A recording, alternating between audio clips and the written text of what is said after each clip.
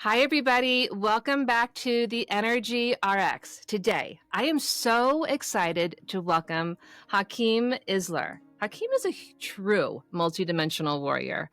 He is a combat veteran of both Operation Enduring Freedom and Operation Iraqi Freedom. He served as a psychological operations sergeant in the Special Operations Forces Unit. He's a 6th degree black belt in ninjutsu, a survivalist, and a pioneering explorer of human consciousness. With a background in military psychological operations and wilderness survival, he blends ancient martial arts wisdom with cutting edge psychic development. He is the visionary and creator of something I'm so excited about, the Psi Games International. This is essentially the new Psychic Olympics. It's launching this summer, August of 2025. It's designed to test and expand human potential. The Psi Games invites participants to explore remote viewing, telepathy, psychokinesis, precognition, dowsing, and more, all through a spirit of play, curiosity, and personal empowerment. But Hakim's journey doesn't stop at the edge of human ability. It ventures into the unseen realms through years of Psi training, remote viewing, and deep meditative work.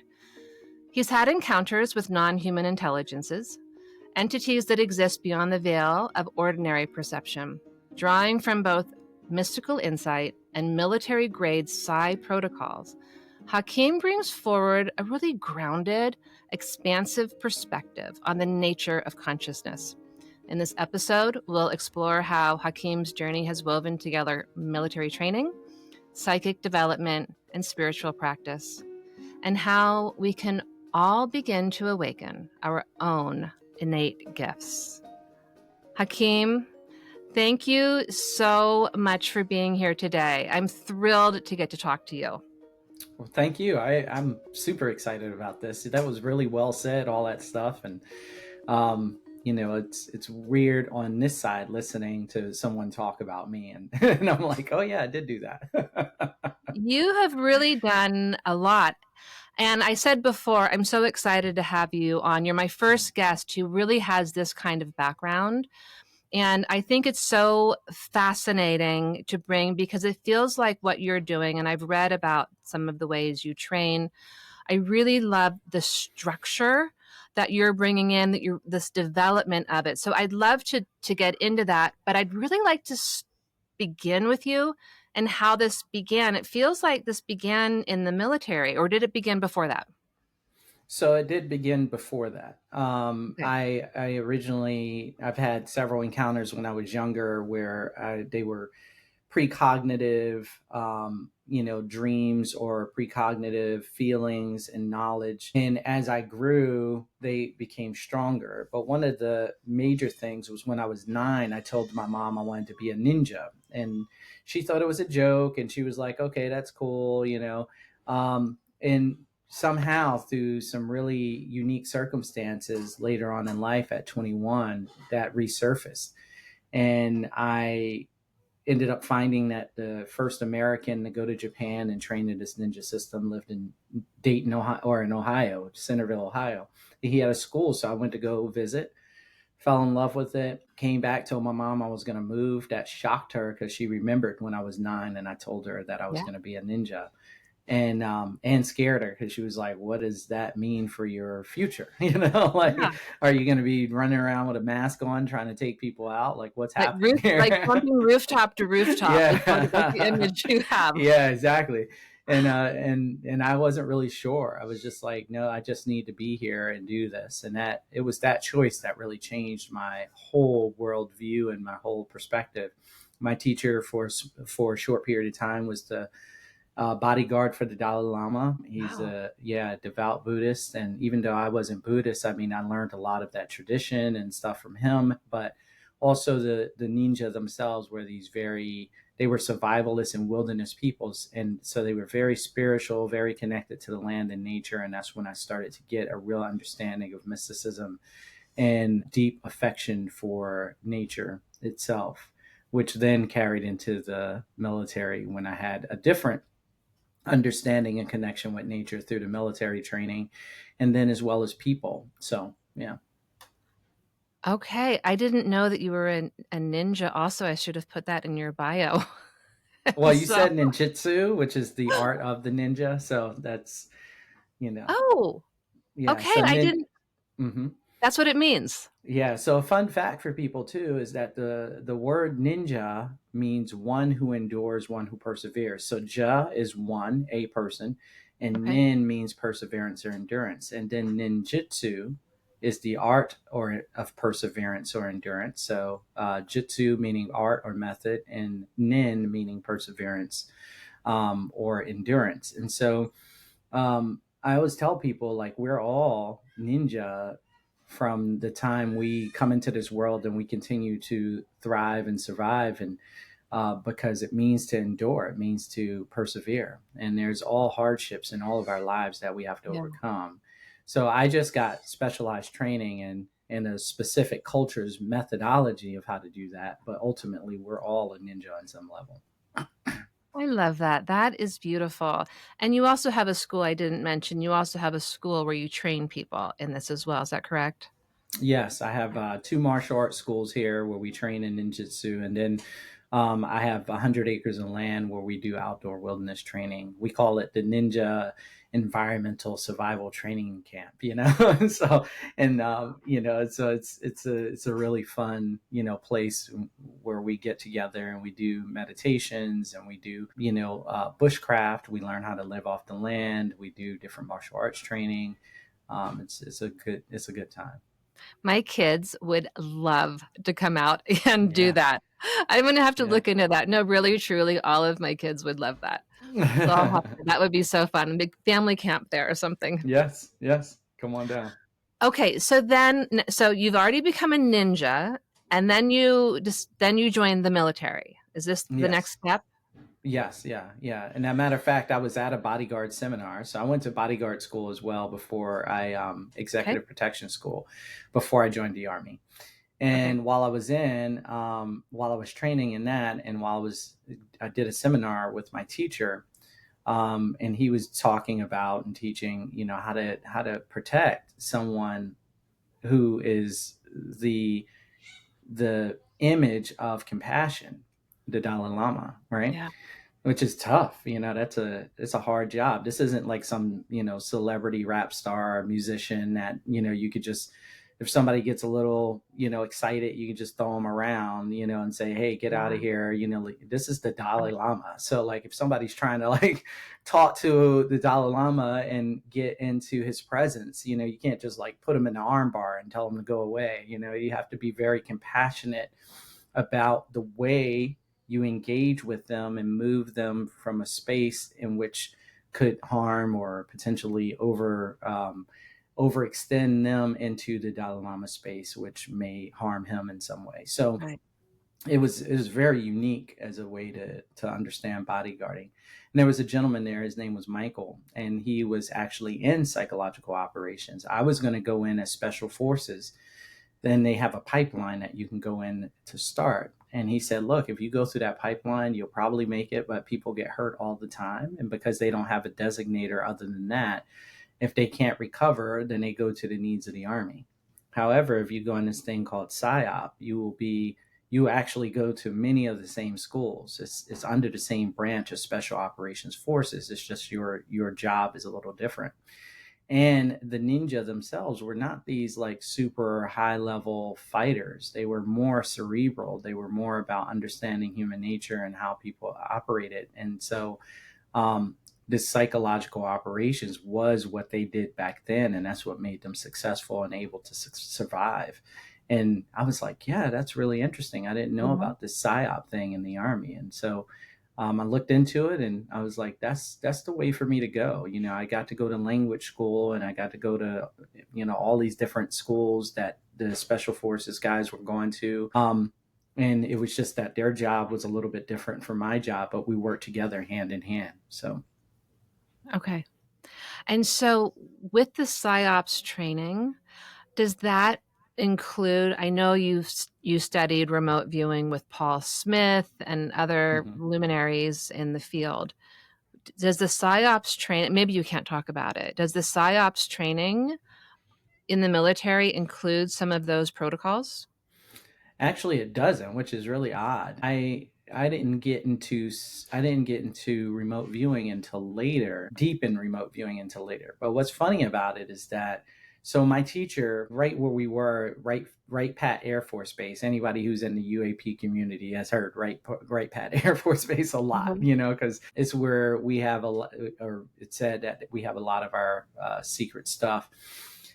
And so Can I it's right, interrupt? Can I just yeah. UAP, just for people who don't know, what does Yeah, UAP mean?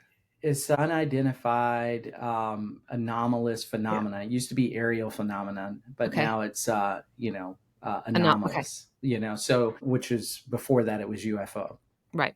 Okay. And so there was a guy there. His name was Del Graff, and Del Graff was interested in this thing called remote viewing, and he had a program that he was kind of developing and running to understand this. It was he was working for the Air Force, but it was kind of his own thing. He was in the foreign technology division, which was really their goal was to study foreign technologies, and this was actually a foreign technology because Russia and China had their own programs. Hmm.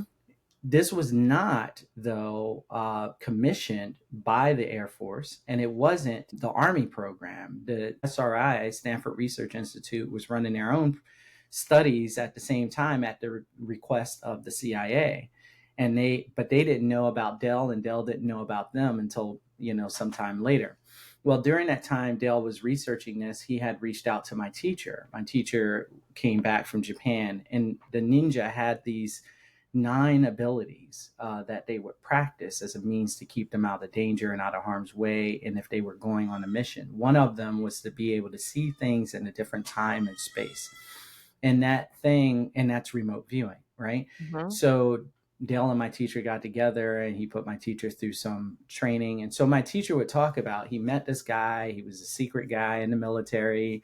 And that guy had him fill out all his secret paperwork and said that he couldn't like really divulge the full details of what was going on, and he had to see these things in different times and places. And so he gave us a little bit of that training based on our ninja perspective, but it never clicked in my brain because I was young. So, and I had not gone to the army yet. So then, fast forward all these years, I go to the army, I get out. And about 5 or 6 years ago, I decide I'm watching the kids at my school and they're pretending to be these animation characters. So they're doing this finger weaving, which is mudras, and they're saying these words, which are mantras, but they're just cartoon made up stuff. And so I'd say to the kids, hey, we have things like that in our art. And they'd say, well, show me. And I really couldn't show them and have them have an experience that would really stick with them. Okay, yeah, you do this finger work and you're supposed to recall this memory, and that memory has an energy with that's for a 9-year-old. They're like, whatever, dude, like Yeah. just give me my video game or let me pretend to be my animation character. Right. So I A started water looking bender. for yeah, exactly. So I started looking for protocols that would allow me to have people, including kids, they would have these quicker experiences where they can prove to themselves that they were more than their physical bodies, and they can prove that they had this innate ability and these powers. And so in my research, I came across remote viewing and was like, oh, yeah, that's right. My teacher was Mhm. talking about this way back then. Looked it up, found a guy, Paul Smith, Yeah. and reached out to him, started training with him, and then from there met several of the other military folks that were in their original army program, Stargate. They call it Stargate, but it was something before that, Grill Flame and some other names. And I started training with those folks as well, and really just did a full deep dive. And that led me to mindsight, which is the seeing without eyes, which is more of a local awareness, whereas remote viewing is a non-local awareness. So that kind of gives you a brief Right. summation of Yeah. like how that all came about. I don't know too much about mindsight. Is that the blindfold? Can you just Yeah. describe what that is a little bit? Yeah, so it's scientifically, you'll find papers on it, on NIH, where the National Institute of Health and they've published some papers, and it's called extraocular vision, and it's this idea that you're able to see without your eyes, and there's ways that you can pick up on this. Now, I've trained with multiple schools in this.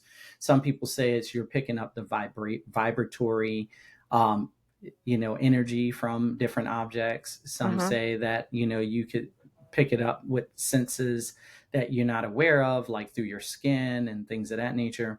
But either way, you're seeing without your eyesight, and that is what we call a local awareness, meaning that Okay. you're locally aware, whereas remote viewing is non-local awareness. I can Uh-huh. be here, I'm bilocated, so I'm here. My consciousness is both here and there, wherever there Right. is, whatever I'm looking at. And non-local awareness is my consciousness. I'm pulling it back to here in this space to be able to know what's around me, even though my normal senses aren't picking it up. So I'm not hearing it, I'm not smelling it, I'm not actually seeing it, but I'm able to still ascertain what it is. So, Yeah. Okay, so with the remote viewing, I'm going to come back for a second. I'm in Utah, by the way. So I know oh, Paul Smith. okay. I haven't been to his school. Did you come out to Utah and train here with him? Yeah. I've trained Vibravision in Ogden, Utah, with the Oh, Mindsight stuff, and then I've trained with Paul in Cedar City in Utah, which is where he lives. okay. Now, this is new to me. There's something in Ogden called Vision. What is this? Yeah, That's the so mine Vib site? Yeah, so Vibravision is a Mindsight group, and they are in Ogden, Utah, and their tradition or their lineage comes from Indonesia, with the royal family of Indonesia. And so one of the princes of Indonesia long ago, like 500 years ago or something, went to India and trained with a master, a yogi, and he brought back this kind of understanding of sensing vibration and building power and being able to project energy, whether through healing or whether through self-defense, being able to to use it in a way that can disrupt somebody's energy. And he kept it within the royal family for a while, and he passed it down. It passed Uh-huh. down from generation to generation. Well, these two brothers from Ogden many years ago found out about it, and like 20 years ago, and went to Indonesia looking for this and got introduced to the royal family and got trained in the system. And they were the first two to be authorized to be able to train it here in the States. And so they live in Ogden, and they started this school called Merpati Puti, MPUSA. And then they started recognizing that people just wanted to kind of the Viber vision, the being able to see without the sight. And so they made like a smaller curriculum called Viber Vision, where they distilled down some of the information from the MPUSA, the Merpati Puti, and they created a system called Viber Vision. So that's being taught there in Utah. I had no idea. I'm obviously when we get off, I'm going to go look this up. This is amazing. So that is great. So you realized. So this is one of the things that I've realized that you do is you really want to come up with the foundation of this is how we do it. You went and started working with Paul Smith. You were obviously having success Mm-hmm.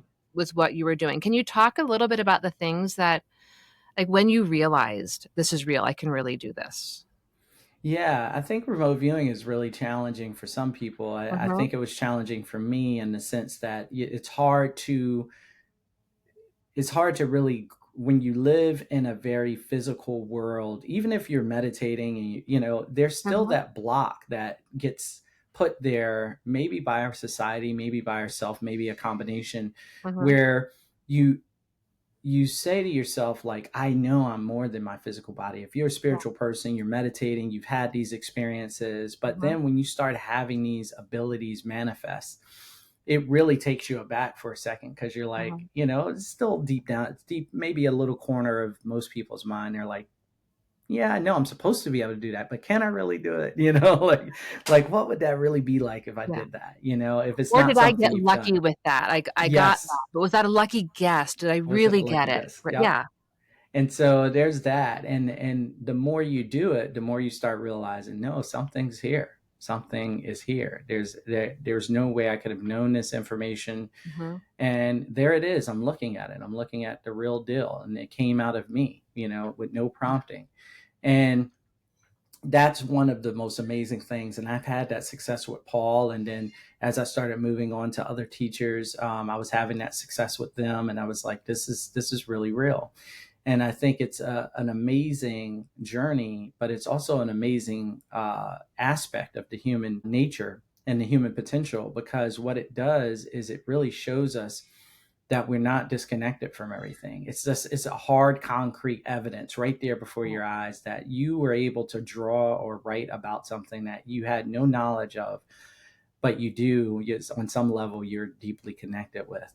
And somebody chose some random picture somewhere. And here's the thing, it's, people always get hung up, as we do as human beings, with the clean, well-defined corridors. This is remote viewing, this is mind sight, this is mediumship.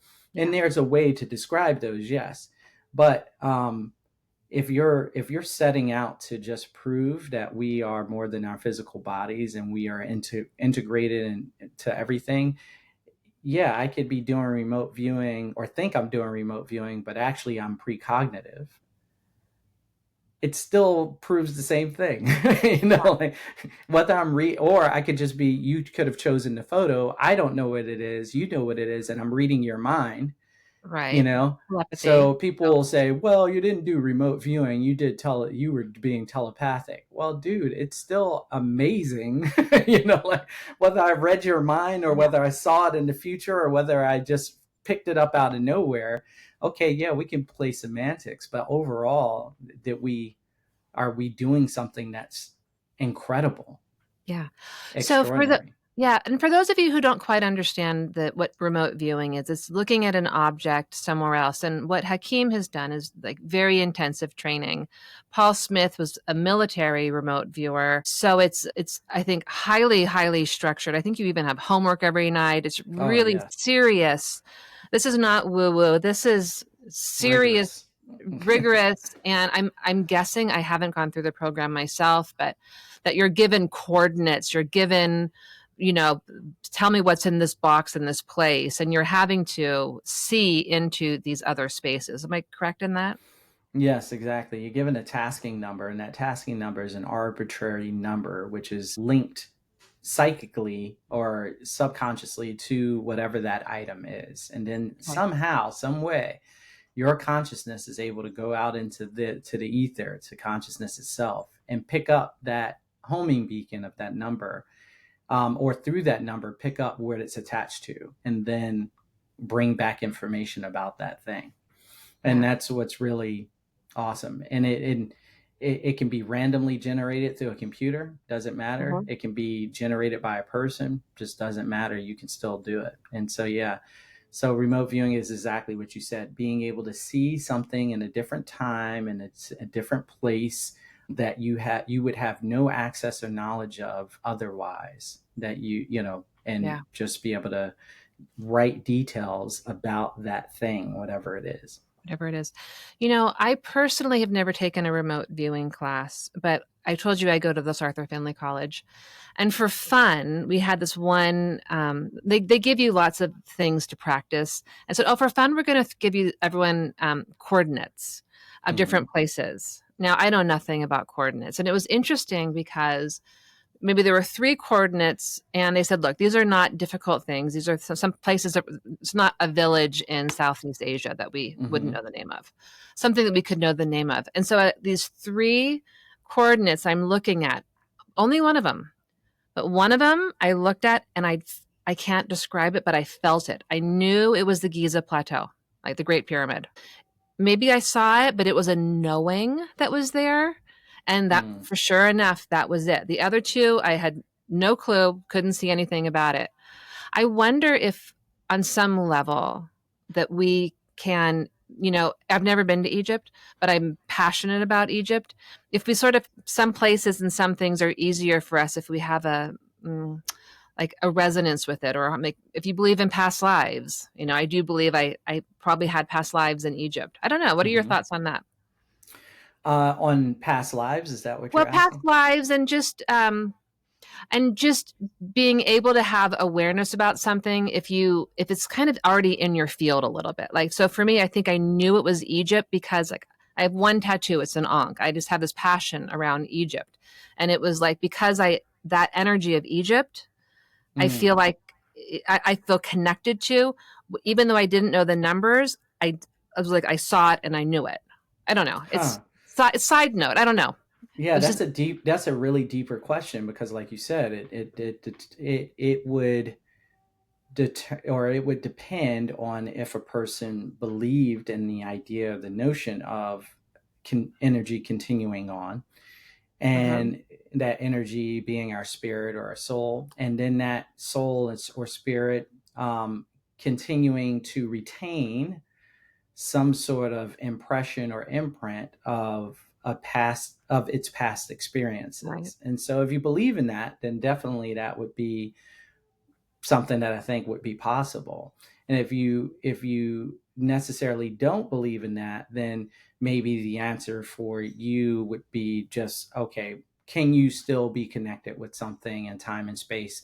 And if somebody was able to link that number or that coordinate with that space, so in this case, if it's a coordinate of the Giza Plateau, um, and you, even though you wouldn't know that coordinate, you may have some sense that on a deep level somewhere somebody's connected to two, that number is connected to that place, and so you're able to pick it up. And both are, well, we know one definitely is possible, and then the other one, based on the studies and the research at the Division of Perceptual Studies in University of Virginia, who've have done the most work on past life experiences, we understand that from their research that's not only plausible, but it's a thing. It's it's real. They have tons and tons of research of people being born, kids being born with knowledge of places that they shouldn't know about. Yeah. They have no connection to, or and also even having residual birthmarks of wounds that they would have Yeah. sustained in other lives, that they remember and they recall. Oh, I, I'm 7, and I'm talking about being in a jungle somewhere, being hit in the head with a spear, and and it's right here for some reason. And lo and behold, you look there and there's a spear mark, or there's a mark, a birthmark. Yeah. And they found that on all of these different children and people. So they've done those studies. So we have, this presence of like this idea that, or this reality that past lives exist. And so you can be connected to something deeply in that way. And then we also know that remote viewing exists. Again, that muddied line, like, is it this one or is it that one? Both are incredible. Right. Both are So, incredible. So, okay, so you have this training in mindsight and remote viewing, and so you really get involved in this world. I would also imagine that because of your ninja training and the training that you did, you're really able to focus your intention. It's been my experience that intention is so important. That I would think that you would be able to really discipline your mind to be very intentional in what I want to see. Um, yes, yeah, yeah. And so you mean in remote viewing, it can be. So sometimes if you are too intentional, that actually hinders okay. your ability to do it well. You set an intention and then you just kind of let it go, and then Okay. it tends to sometimes work really well for people then.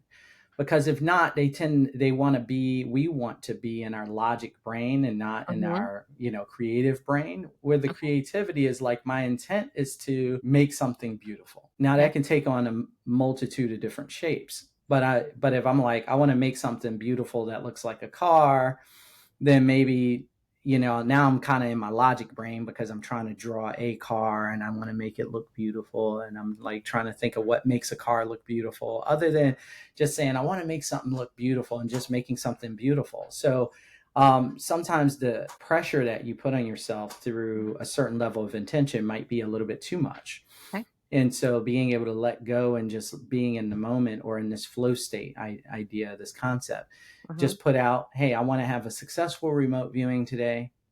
And I know deeply on some level I'm connected with the target, whatever it may be. And then just let that go, and then just let, your higher self or whatever you want to call it do the work. Okay.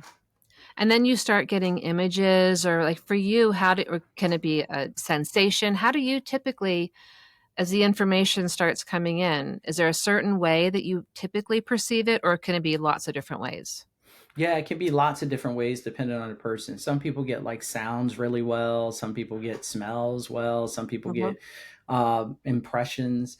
And, early on, most people who don't have any real experience with this tend to get just random impressions. And the hard part is to discern between, what your left brain is trying to make something and name or put a tag on whatever's coming in versus your right brain just saying, hey, like, hey, just let it be, whatever comes in comes in.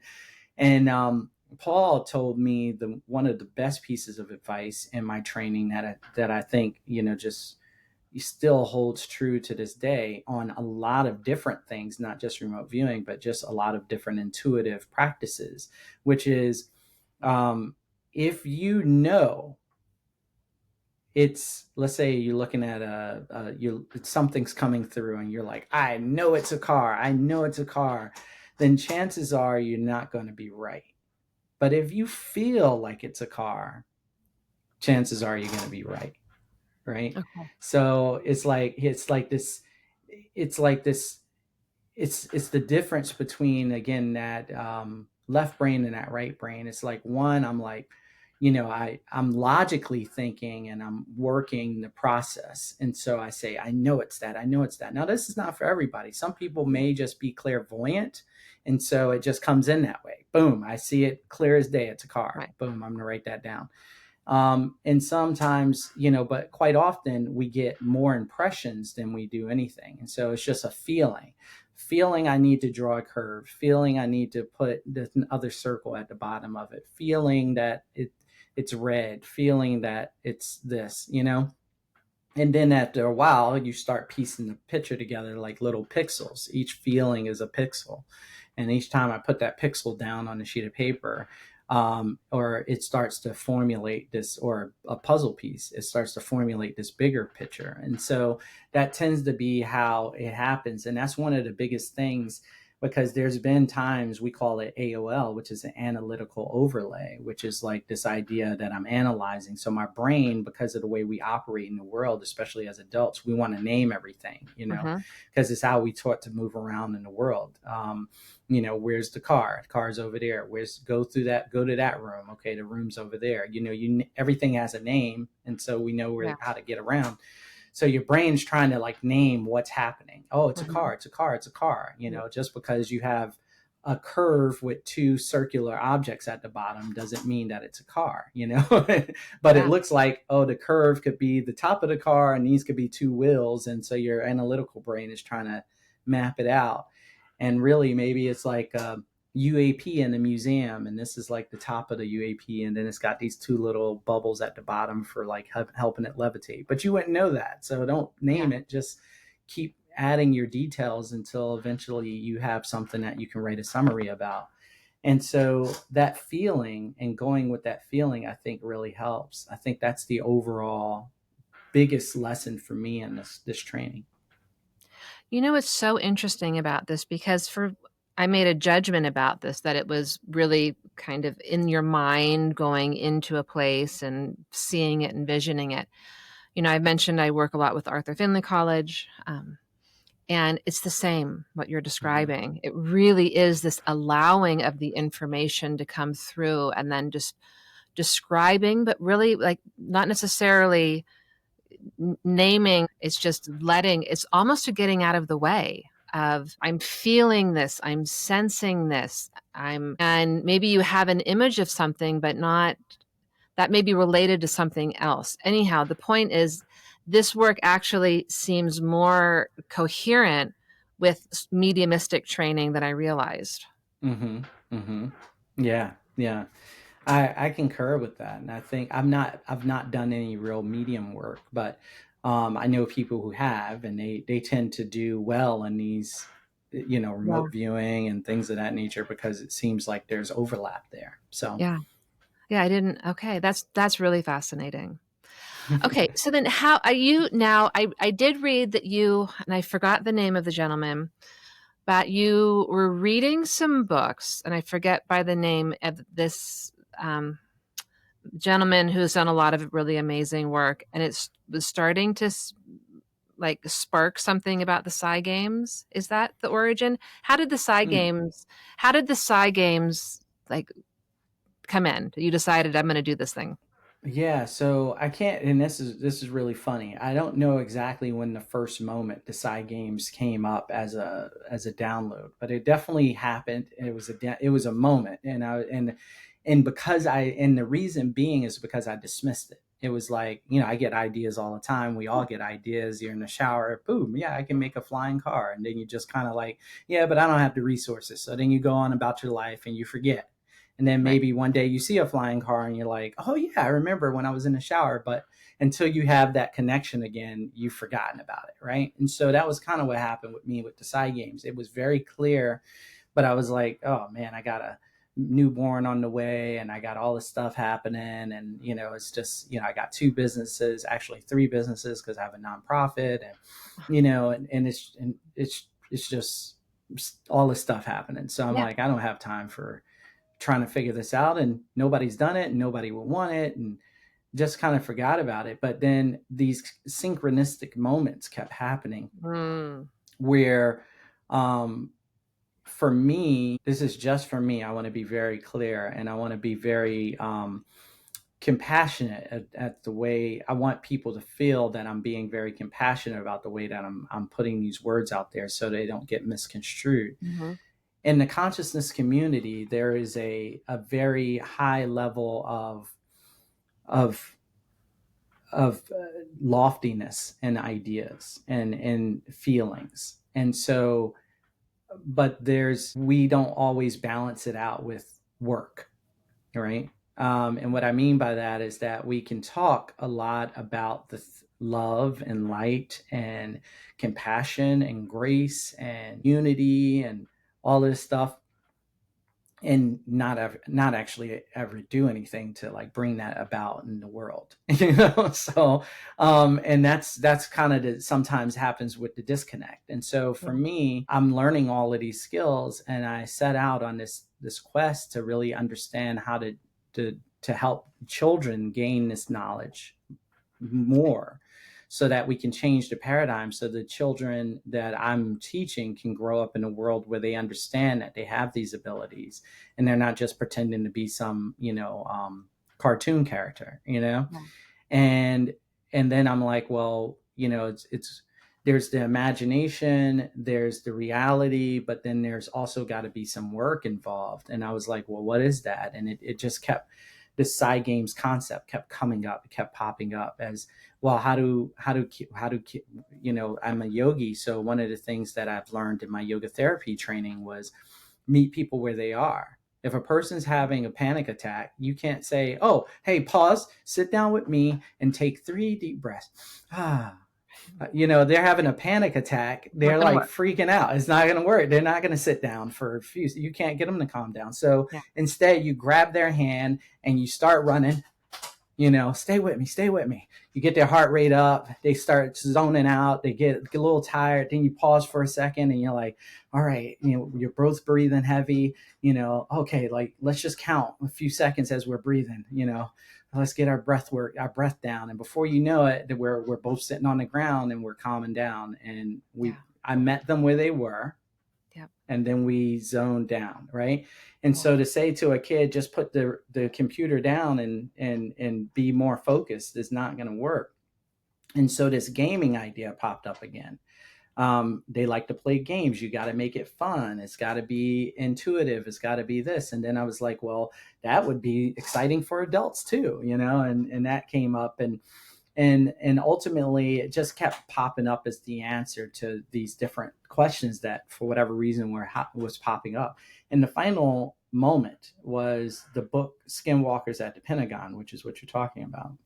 One of the people who wrote that book, who was an ex-DIA agent, Defense Intelligence Agency, doing research on UAPs and different phenomenon surrounding UAPs, these unidentified aerial phenomenon or anomalous phenomenon. He was asked by this guy, Jeremy Corbell, on his podcast, Weaponize, him and George Knapp, asked him like, hey, you're into this spooky stuff. I mean, you're talking about these beings and these things that can do stuff that we don't understand. And, some people have called it demonic and some people have called it, angelic and, and like, what is it? Is it demonic? Is this scary? Is that why nobody wants to look into this thing? And he said, no, I don't see any fear here or any darkness or evil here at all. He said, if I was to say, and then he pauses, and because I read the book, but then also they had an interview with this guy. So he pauses and he says, a matter of fact, if I was to say anything, and I can't say everything, if we as human beings could tap into our full potential of who we are, we'd have nothing to be afraid of. And I was like, and that was the change in my shift, where I was like, Wow. the Psi Games came back up, and I was like, this is how we create a place where people can come together in unity and in community, and we can have fun playing these games and pushing ourselves to the next level of our own individual evolution. But then, of course, in this collective, that's going to create this resonant field where all of us start to raise up our vibrations. And then it's also going to be appealing to kids, because the kids are going to say, oh, I can have fun, and it's going to be appealing to adults. It's going to provide mentorship with the older researchers who have been doing this for 40, 50 years. Yeah. It's going to create this major place. And like the Bannister effect, which is, at one point we thought the 4-minute mile was impossible. And Roger Bannister came along, was like, I'm going to do a 4-minute mile. And everybody was like, yeah, that's a joke. What is this guy, a clown? And he started trying and he beat it. And then they were like, oh yeah, he's an anomaly. I guess it can be done, but only by him, but he made other people aware that it could be done. And it took a little while, but then another person pops up, they do it, and then other people are like, well, if they could, now that's 2 people, this can't be just random coincidence, let me try. And then that person tried, and that's what we need. There's this idea that if we do enough research, that the whole world would just wake up one day and be like, yes, psychic abilities are real. No, we've done 150 years of empirical evidence research, or gotten empirical evidence by research on psi phenomenon. And still, you have a conversation with a person and they'll call it woo-woo and hokey, and it doesn't exist, right? And then people are like, well, we just got to write another paper. And it's like, no, nobody's reading your paper. This has to be something attainable that everyone can do, that everyone can touch, that everyone can engage with in a fun and loving way with community. And that's what's going to bring it into the future. That's what's going to bring it into the awareness of everybody's mind. When their cousin can do it and they can't refute it. Not when some random guy they see on TV under certain conditions can do it. And then the scientist says, oh, yes, that can be done. No, it's when their cousin can do it. And then all of a sudden their uncle can do it. And then their friend next door can do it. And then they're like, well, I can't deny this anymore, because this isn't like random people in a cave somewhere. This is like, the person next door. Which, the last thing I'll say on this is the importance I told to me by my yogi teacher, my yogic instructor, is that's the importance of the householder in the world. Is that the renunciate is the person that goes up into the cave. They have very specific work. They're focused on the energetics of the entire planet and beyond. And they're tucked away, really trying to maintain that balance of energy in their space, right? The householder lives amongst the people and has to raise the vibration in the chaos of the world. not in the pristine conditions or the harsh but pristine Right. conditions of a cave where somebody brings you food and you eat that food and then you go back to meditating.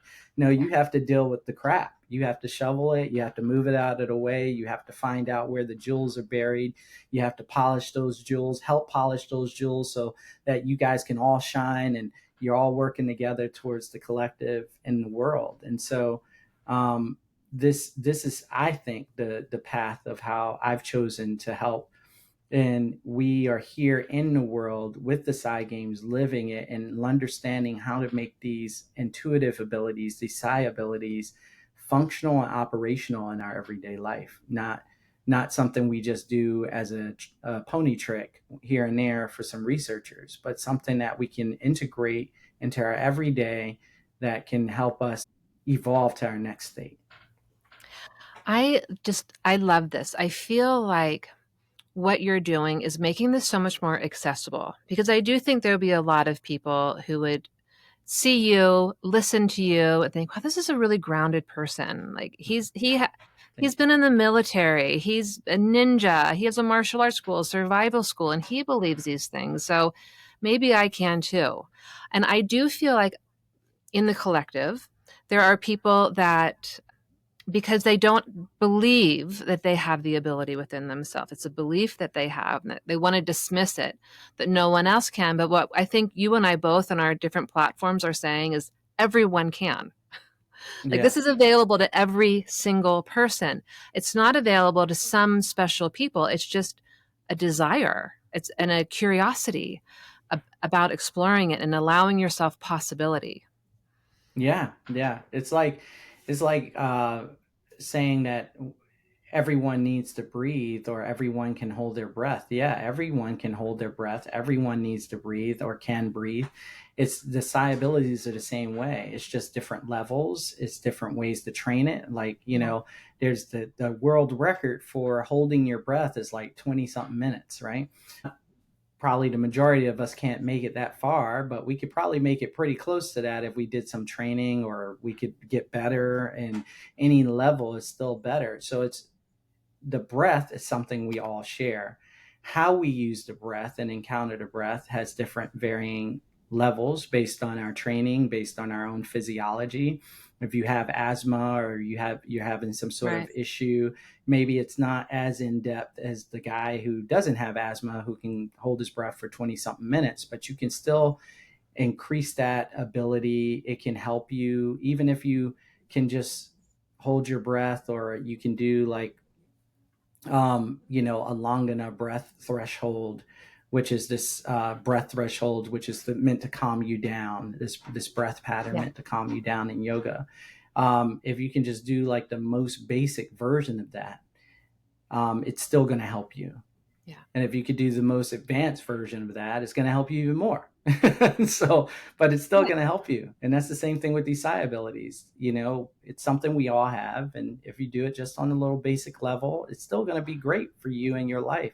You're going to be more in tune with people around you, more connected, more able to make better decisions. And if you can do it at a really high level, it's going to just amplify all of that. Yeah. I love that. I know we're nearing the end of our time. I'd love for you just to explain all of the things that you're going to be working with at the Psi Games, and then how people can tune into the Psi Games, how we can find them, if there's a way online to watch it, how we can be involved in this. Yeah, so the side games are going to happen August 1st through the 3rd in Charlottesville, Virginia. This is the first one. And right now, the ways that you can engage with it, there's three different ways. One, you just show up at the event, which is going to be the best one.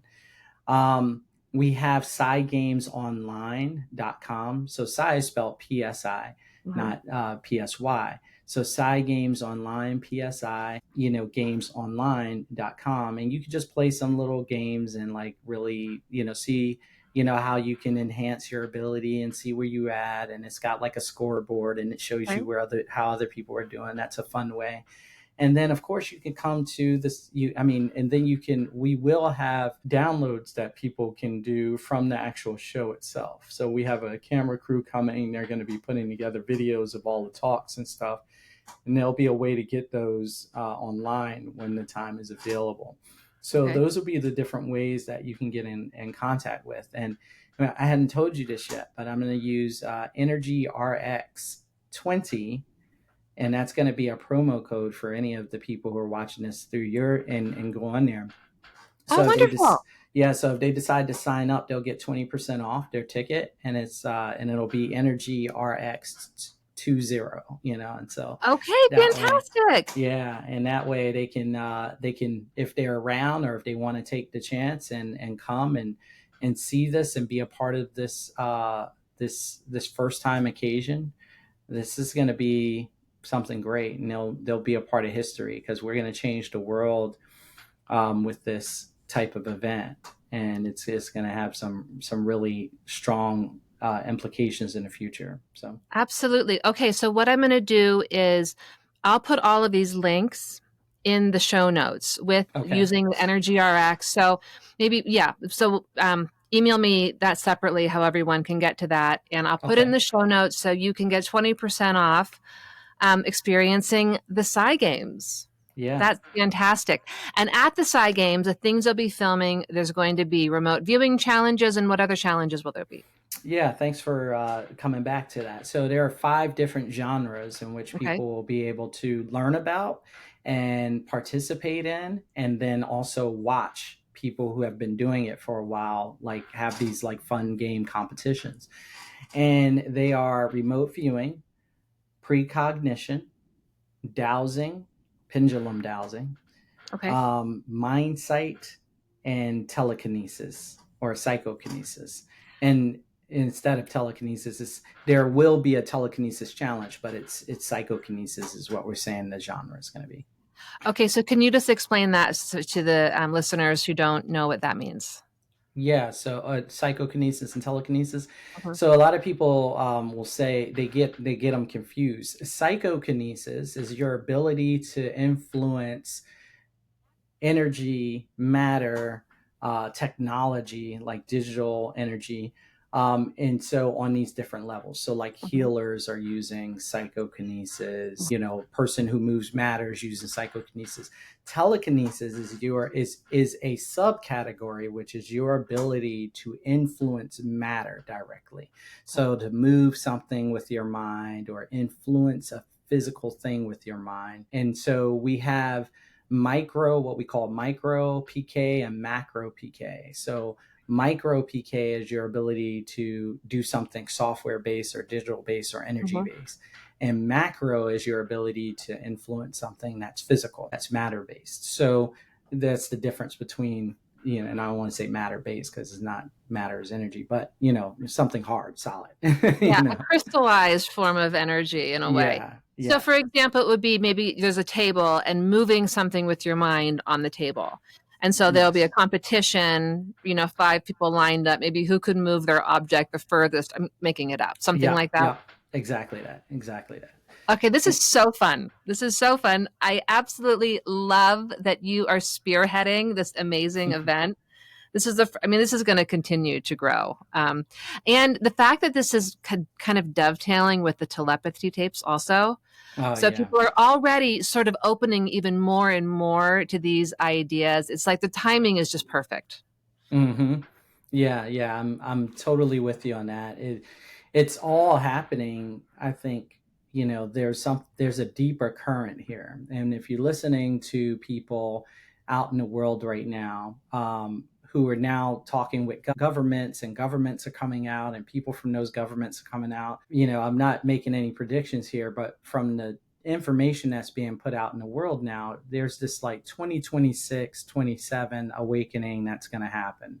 Right. And then when you look and cross reference that with things like the telepathy tapes and its popularity, and Hmm. people accepting the Psi Games and what's happening with that, and you see so many YouTube channels and news channels talking about psychic phenomenon and UAP. I mean, like, could you imagine this? Like even 5, 10 years ago, like it was not happening, and now No, all of a sudden it's everywhere. it's It's amazing. I know I could share some stories with you, but I know we're at the end of our hour. It has been such a pleasure. I'm going to see if I can squeeze between some trips and zip out there for the Psi Games because this is too fun. I feel like I just would be so sad to miss this. So I'm thrilled. Other ways for people to reach you besides the Psi Games? Do you have other things that you're doing? Can you just Yeah. tell us quickly the best way for people to find you?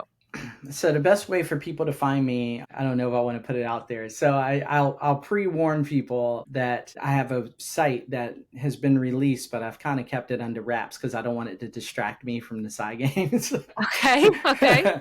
So it's greater-potentials.com. And then but I'm not doing classes yet because, so you'll see the potential for me to do classes if you reach for me. But right now I'm just focused on the side games. Okay. And then there's Hakim, Hakim dash Isler.com. And so you got greater potentials, greater-potentials.com or Hakim-Isler.com. And they have links to all of my other stuff, my nonprofit for my outdoor wilderness therapy and, the things I'm doing with my business and the Psi Games and all that stuff. I don't know how you're doing all of this and a newborn too. Like Superman. That's amazing. You're using all your ninja skills to balance all of this out. So Yeah, it's every amazing. morning I imagine a bunch of energy from the land coming into me and then it being dispersed throughout the day into all of the projects and then coming back in the morning I do it again. So You do it again. Hakim, thank you for the beautiful work that you are doing and your contribution to consciousness on the planet. A delight to talk to you. thank you so much. Thank you. Bye, everybody. See you next time.